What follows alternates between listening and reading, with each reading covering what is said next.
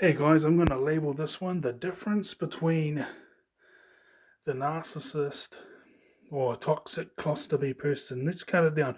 Like we know all these terminologies and stuff like that, but toxic is this difference between the toxic person, whatever cluster B they want to be under, and he who has some traits as a result of um, growing up in that environment or being in a long-term relationship with one and can survive is they become aware of it and they work on it.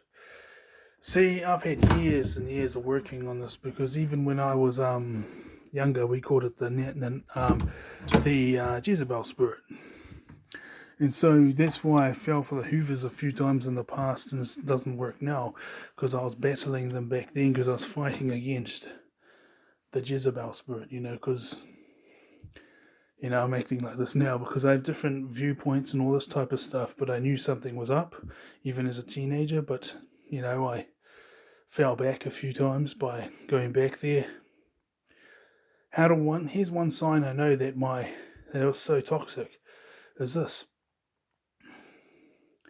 When I was staying with them, I was like spending like $7 for a jug there was like, okay, it depends which time period. The first time I went back home, there was two main bars I would go to when I was back home, and the the other time period I was back home, there was another two main bars. So anyway, the one where I used to go watch games because I used this as an excuse to go out and socialize because I would have just drunk at home anyway. Was the elbow room, and my cousin had a job where they were just working in the grocery store that was right next to the pub. That's Kiwi style, man. I don't know if it's like everywhere else, but here's a grocery store. You walk outside, right next door is a pub where it plays all the I was gonna say sports, but it's there's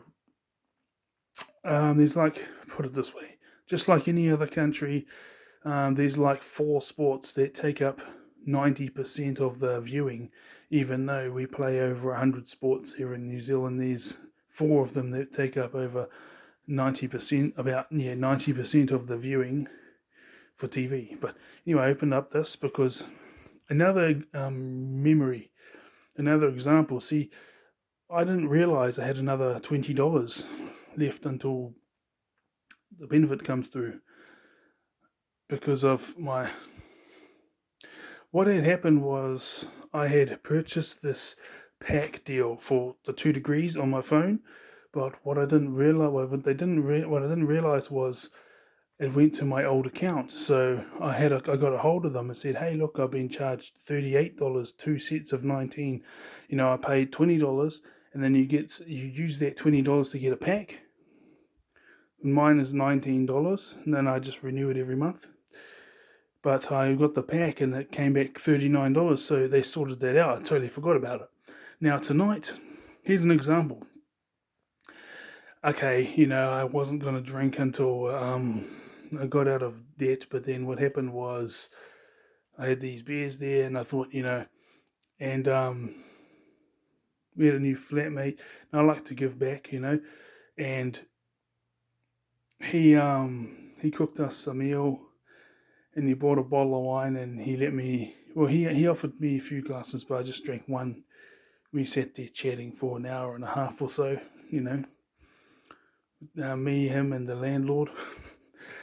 And so I thought I would return the favour and bought a 12 pack because he's new here, and I found out he owns his own company. Oh, that's what it looks like at night time.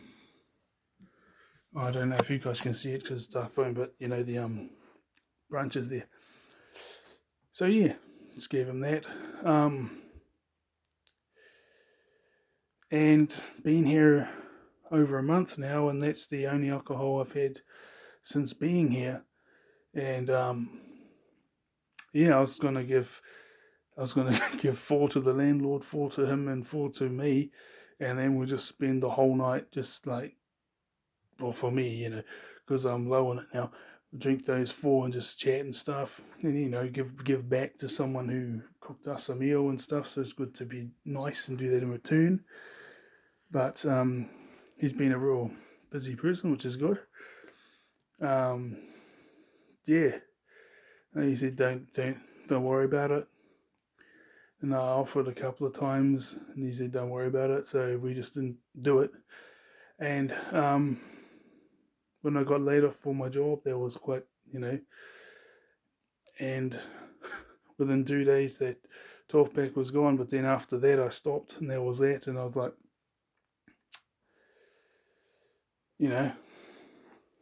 well, tonight I got that $20 given back to me. So instead of going out there and getting a box of beers like I used to in the past, or I did for that one occasion, but in the past, or a bottle of something, because you can get the cheap stuff that's like 14% 1 litre, 15% 1 litre for like $20. I ended up getting these because at Taekwondo I only have one set of active wear, which is like, they're in the wash, but they're like these long pants like this, but they're stretchable, and this is navy blue in real life. So there was no other colours.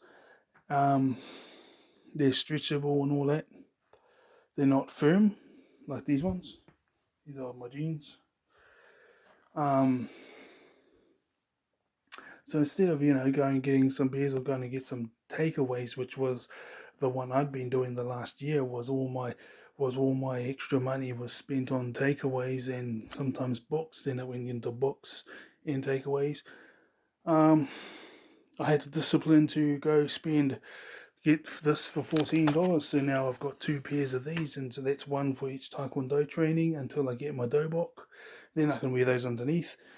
Or shorts, because I've got a ton of shorts, but there's like one third of all the people in that class are teenagers. We're a bit younger, so you don't really want to be wearing shorts, because when you do the stretches of your legs and stuff, it's just not appropriate. So I only had this one pair of active wear, but now I've got this other one here, and got a pack of pens because my pens ran out.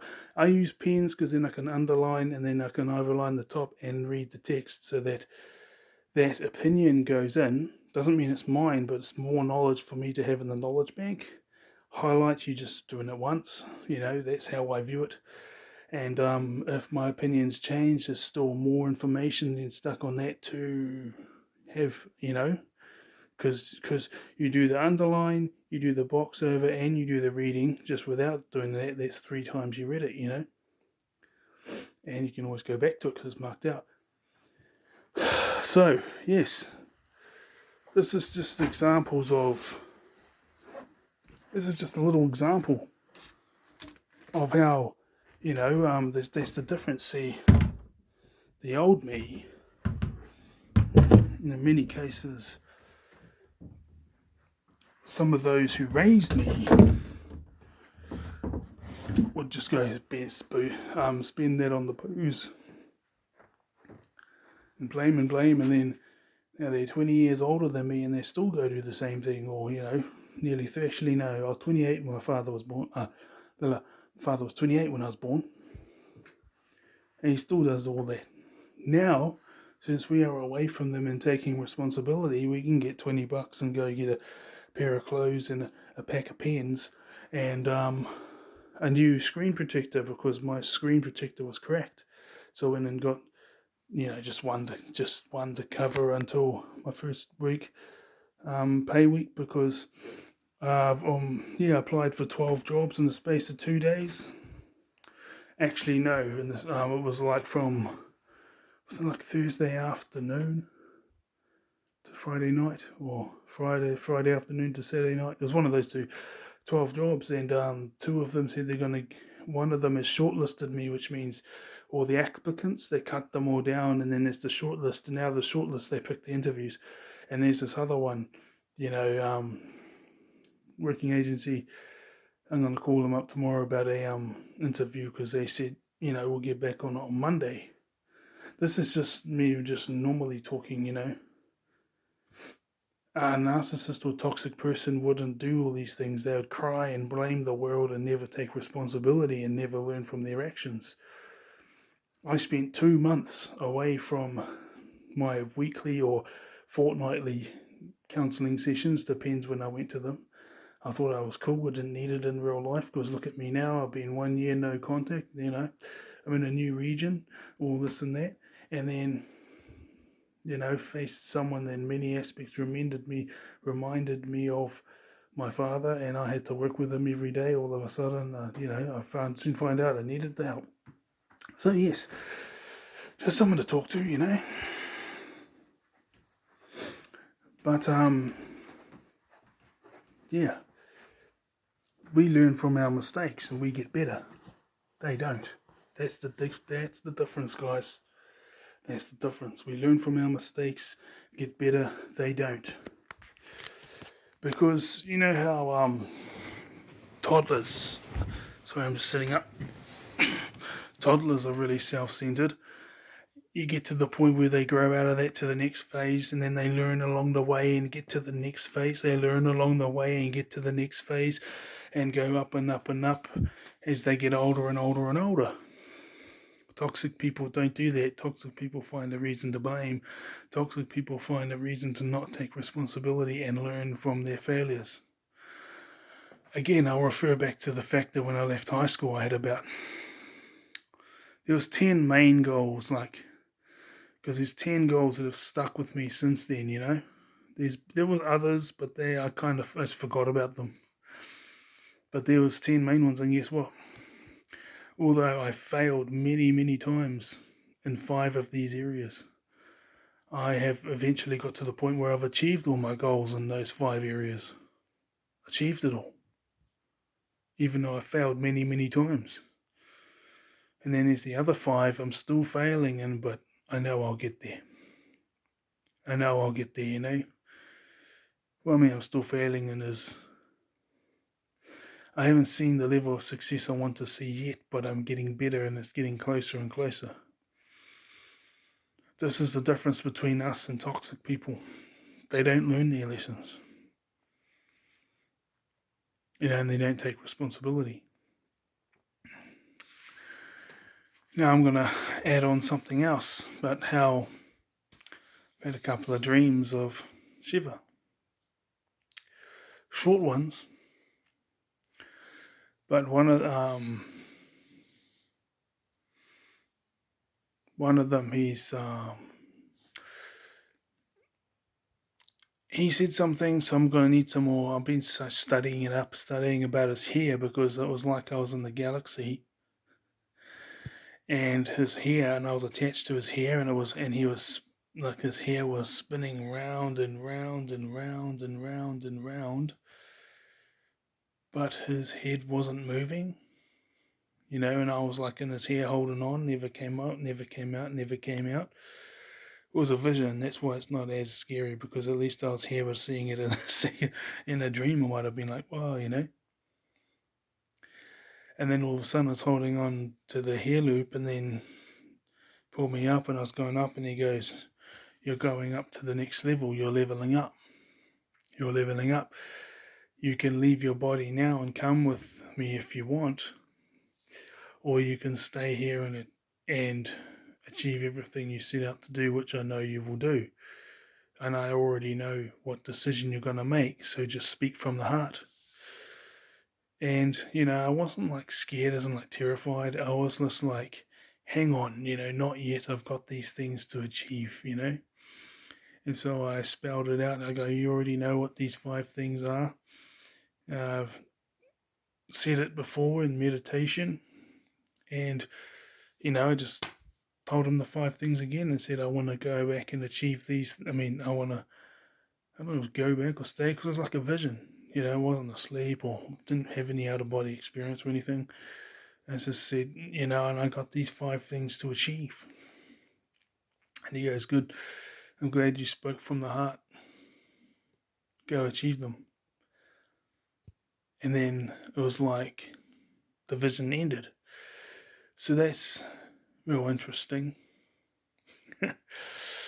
And yeah, I went to my first ever Hindu temple. That was interesting. I don't think that's the one for me though, because from my understanding, because I was born and raised Christian, and I was Christian until I was 28 years old, and then went and just said, like, like God is just a state of mind. He doesn't literally exist, and there's no heaven or hell. Um, and I'll just go live my life. And now I'm 33, and I've been studying Norse as well as Hinduism, as well as, I had a look at a couple of others, but they didn't stick with me really. Some deities from the Celtic do, but not the pantheon as a whole. And so, this temple I got there, and they were all singing about Ganesha and stuff like that. And it felt peaceful, but it just didn't feel like it was for me. This whole Ganesha thing. And Krishna, I like a lot of the stuff of Krishna, but his story doesn't really relate to my story of life and the struggles I'm facing and the struggles I must overcome and the struggles I've already overcome. But a lot of the struggles that uh, Shiva went through, because I don't know everything, but I listened to some Shiva sutras and some meditation and some myths and everything, so I know enough to have a gist, but not enough. Um, he sounds more relatable to me. Uh, failed, failed love interests. There was a few times he had love interests and they didn't love him back. There was a time when there was one that had a love interest in him, but he wasn't interested. Um, he was portrayed as bad, and he was like, people looked at him as like bad and stuff, but he wouldn't hesitate to put his life on the line to save the gods. He grew a bit wiser as he got older as a result of this, all this type of stuff, and I'm like, and they say that basically you are God, like there's all these different there's all these different people, but they are all the masters of their own destiny. And although chance may throw a lot of things their way, they are the master of their destiny, unless of course they give up and allow these obstacles to stop them. And everyone has their own stories, and everyone has their own personalities and gifts and talents. So therefore, that's why they're all different, and there's different representations of God or the universe that suits that represents all these different things, and that's my current understanding. And so, it's not saying that Krishna and Ganesha and Jesus and these other ones aren't God. I just relate more to Krishna. No, Krishna. Shiva. I like a lot of stuff with Jesus, but that's only because I was brought up, so I relate to it from going through a lot of persecution and, denying all my desires, but it doesn't relate to me who I am today. It only relates to me as a teenager and in my early 20s, possibly even mid 20s. But that's when I was questioning things and, all that type of stuff. Um, yeah, so the narcissist, toxic people, they don't take responsibility. Um, they don't take responsibility for their decisions. They don't grow. They don't learn their lessons, and and I choose to hang out with. I'm struggling with the whole socializing thing, as in like I like a lot of time to myself because I went into hermit mode hard out because you know I was hard out socialite before then. Now I'm like coming out of my shell, but at the same time I'm facing the consequences of my hermit mode because there was times when people wanted to just like come and chat to me, but I was angry because I was processing things, and so I would give them quick answers and be polite and then go to my room. And I did that for a little while whilst I was here too, or most of the time. And now I'm stepping out, and now I'm facing the same thing, but that's only because I think they think I'm that person, but I have become that person, but it's not always was. So now I'm coming out, and yeah, I was a little bit. For me, it's just when I've always seen the biggest breakthrough in success is when I've experienced a mixture of excitement as well as fear. But not fear as in like, oh my god, it's fear as in like, oh, what's going to happen, you know? And I really felt that on the way to the Hindu temple, but then after sitting in there for like 20 or so minutes, I felt right at home. Because even though I didn't know the language, what they were saying, I never grew up involved in this tradition, and I don't really know anything about Ganesha really. Um, most of my time studying Hinduism has been Krishna and Shiva sticks out a bit more to me. But I used to do money mantras to Ganesha, and then ended up getting money is got to pay up overdraft and stuff, but I've always found a way to get everything I wanted. But, everything comes at a price too. You got to take responsibility. And so what I mean by that is now I'm in overdraft. Lost my job. My landlord could have kicked me out, right? But he hasn't, and we're in a real good, safe part of the country. This is a 3-story house. Was 1 story worth of rooms, and another story for the kitchen as well as the lounge, and then another story goes down to the carport and the door in that.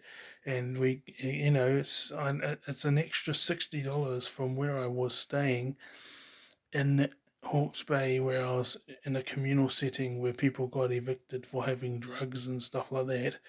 I got them evicted by narking off to the cops. So I was in back then I was, in a position, but at the same time I wasn't afraid to do what needed to do. I wasn't dumb, but, like I didn't go up to them and say, hey, do this and that, blah, blah.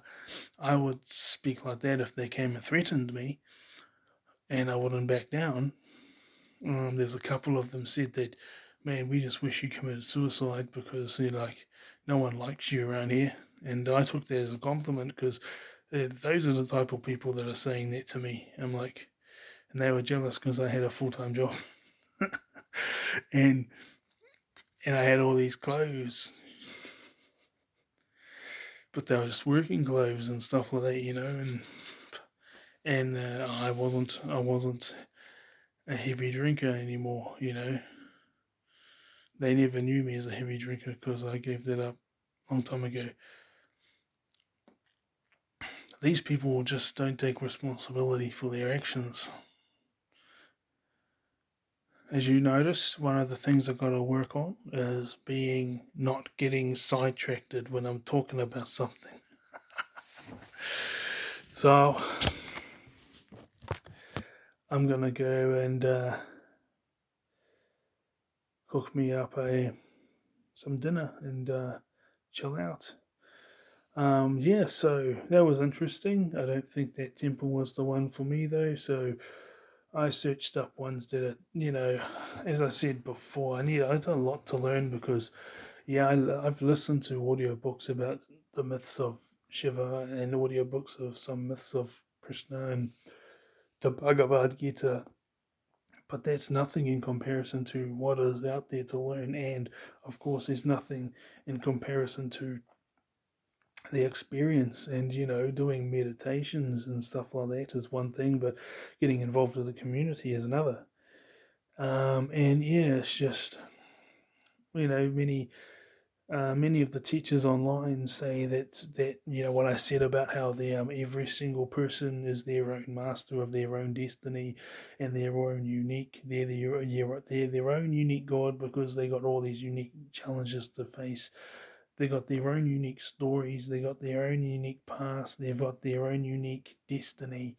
They got their own unique strengths and talents. So it's and each deity is a representation of a different type of person out there.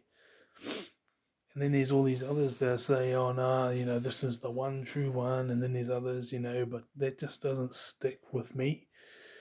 And a lot of the teachers say that's a philosophy that's portrayed very much in Shiva. And I was like, oh, okay.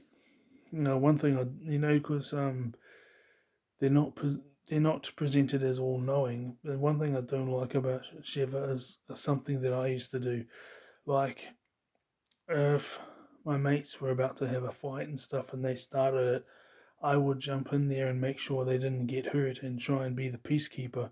And in some situations, I even got not beaten, but people threw a couple of punches, but they were like the same size as me or something, or a bit smaller. So it was like, yeah, but nothing serious happened. But I would jump in and keep my mates safe by doing that, even though they started it.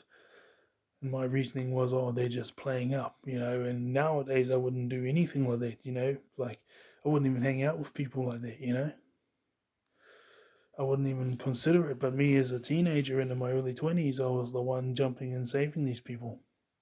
Oh, someone hasn't got any food to eat because they had $150 left over and they ran out of food, and they went and spent 100 or maybe something on clothes, and then or alcohol, and the rest on clothes. And oh, me as a good mate, I should cook them some meals. I wouldn't do that these days. I stopped doing that in my early 20s. But, that's the things I don't like about Shiva, how he like swallowed the poison and stuff. But on the other hand, that makes him relatable because that was me as a teenager, like I just said. And hopefully, I'm just saying that hopefully I don't get into a community that expects me to put myself out there like that for other people, because it's not going to work. All right. But if something's happening in front of me and it's obvious that this person is innocent, I will not let that happen. All right, people.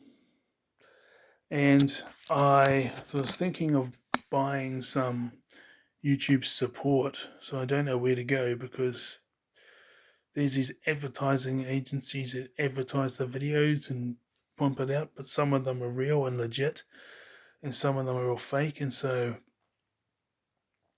I tried one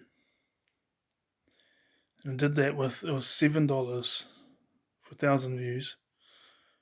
And I did that with four videos. But the thing is, what they do is they pump it out there to ensure that there is 1,000 real people who see your views, see these videos.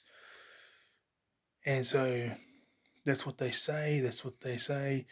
And it took about 4 days for it to get up to 1,000 views.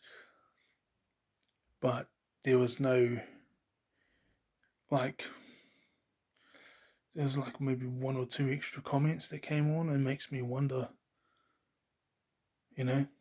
So if you guys know anything like that's real, that's actually going to get real people watching, and real people maybe throwing some comments in there as well, not these, because I spent a couple of days studying it, because there was these other ones out there, but they got reviewed as scams because they had created these robots that click onto it, and they get like a robot to do that like 1,000 times, and that counts as 1,000 views. And it's to make your video look cool, and you got to pay them a certain amount. But then there's others that's real, and they can tell it's real because people are commenting on the videos and all this other stuff. So if you guys know something about that, that would be helpful to me, because I just thought, man, I don't know what to do, and I've found out about that. So if you guys know anything, that'd be awesome. Because obviously these people who make videos, because I've seen people who are speaking about the same stuff as me, and they're getting like 100,000 views in the space of a year. And I'm like, whoa, they're just talking about the same stuff as me. And so I'm glad for them to succeed, but I'd like to say some of that success too, even if it's just an average of 1,000 views or a couple of hundred, Yeah. Anyway, guys, I know I've been rambling, so I'll let you guys go now. See you. Bye bye.